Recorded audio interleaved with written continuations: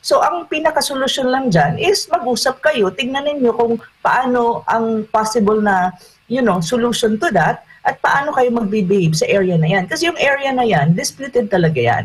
At saka one thing that we have to remember, ang Ayungin Shoal, based on the arbitral tribunal, it's not really defined as part of our EEZ. Precisely because this is a military issue.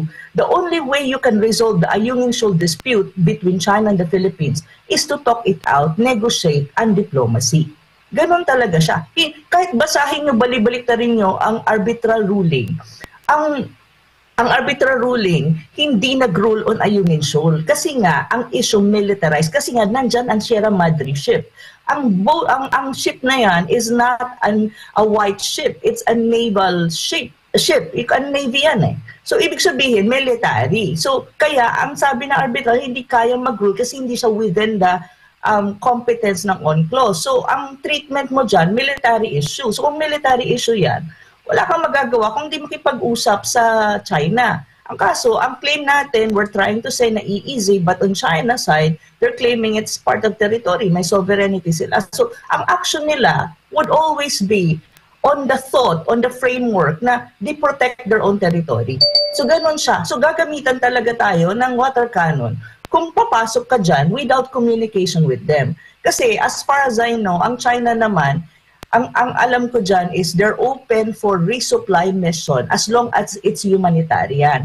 Pero pag lumampas ka dun sa humanitarian mission at magdala ka dyan ng mga repair, yun ang problema, hindi sila papayag. Pero right now, ang nakikita ko, really China is hardening its position.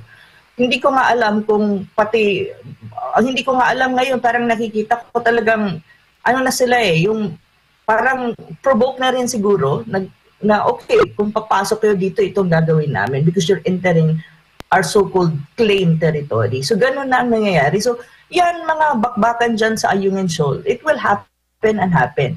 Kapag hindi rin tayo nagkaroon ng ating sariling, way to reach out and talk, negotiate, use diplomacy para bumaba ang tension dyan. Kasi ang problema dyan, pag patuloy ang tension ng dalawang bansa over that area in the South China Sea, apektado ang diplomatic relation natin with China, apektado ang political relationship natin with China. In the long run, it may affect our economic and trade relationship with China. At feeling ko na apektuhan na. Kasi ngayon, tayo ang dapat sa Southeast Asia #1 nagsusupply ng saging in terms of export, ngayon Vietnam na. So marami pang mangyayari dyan kung hindi natin itatry na gamitan ng diplomasya ang South China Sea dispute.